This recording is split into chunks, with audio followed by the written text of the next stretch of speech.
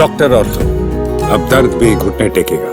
महाराष्ट्र में आगामी स्थानीय निकाय चुनाव को लेकर राजनीतिक हलचलें तेज हो गई है। एक ओर जहां सभी प्रमुख दल चुनावी रणनीति बनाने में जुटे हैं, वहीं दूसरी ओर संभावित गठबंधनों को लेकर चर्चाओं का बाजार गर्म है।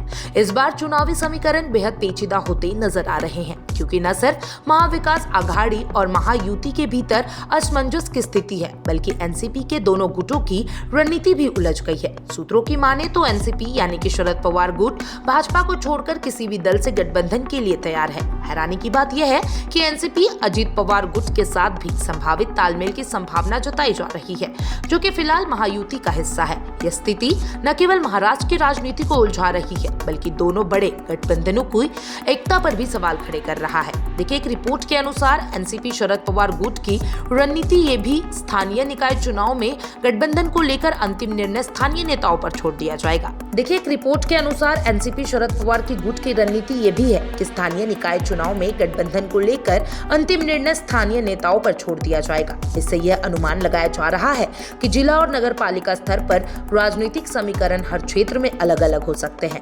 इससे राज्यव्यापी गठबंधनों की एकरूपता टूट सकती है और राजनीतिक पेंच और गहरा सकता है। महाविकास आघाड़ी, जिसमें शिवसेना उद्धव ठाकरे गुट, कांग्रेस और एनसीपी शरद पवार गुट शामिल है, फिलहाल स्थानीय निकाय चुनाव को लेकर किसी स्पष्ट रणनीति पर नहीं पहुंची है। सूत्रों के मुताबिक तीनों दलों के बीच अभी तक इस विषय पर कोई ठोस बातचीत नहीं हुई है।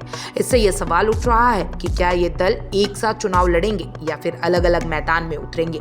विशेषज्ञों का मानना है कि यदि महाविकास आघाड़ी अलग अलग चुनाव लड़ती है तो इसका फायदा सीधे तौर पर महायुति को मिल सकता है, खासकर शहरी क्षेत्र में, जहां भारतीय जनता पार्टी और शिवसेना यानी कि शिंदे गुट की पकड़ मजबूत मानी जाती है।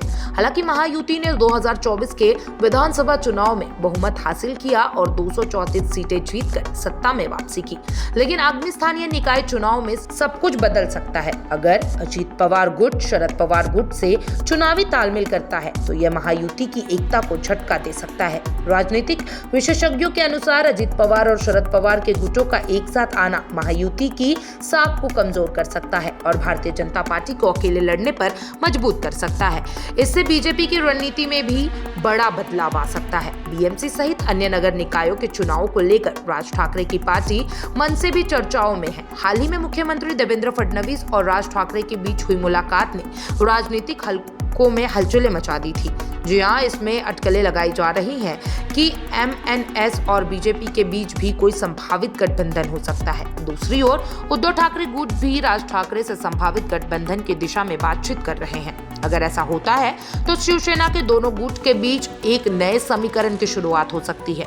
विशेषज्ञों का मानना है कि जैसे ही चुनाव आयोग स्थानीय निकाय चुनाव की तारीख का ऐलान करेगा, राजनीतिक स्थिति और अधिक स्पष्ट हो जाएगी। अभी तक के घटनाक्रम यह संकेत दे रहे हैं कि महाराष्ट्र की राजनीति में गठबंधन आधारित परंपराएं इस बार क्षेत्रीय स्तर पर काफी बदल सकती है। महाराष्ट्र के स्थानीय निकाय चुनाव महज नगर पालिका या जिला परिषद की लड़ाई नहीं रह गई है। यह राजनीतिक दलों के अस्तित्व और राज्य में अपने प्रभाव के नए आकलन का मौका बनते जा रहा है। गठबंधन होंगे या टूटेंगे, इसका जवाब आने वाले दिनों में साफ होगा, लेकिन इतना तो तय है कि महाराष्ट्र की सियासत में भूचाल जरूर आने वाला है। आप क्या सोचते हैं महाराष्ट्र राजनीति के बारे में? कमेंट बॉक्स में जरूर बताइएगा और तमाम ऐसे अपडेट्स के लिए चैनल फॉर न्यूज इंडिया के साथ बने रहें। डॉक्टर ऑर्थो, अब दर्द भी घुटने टेकेगा।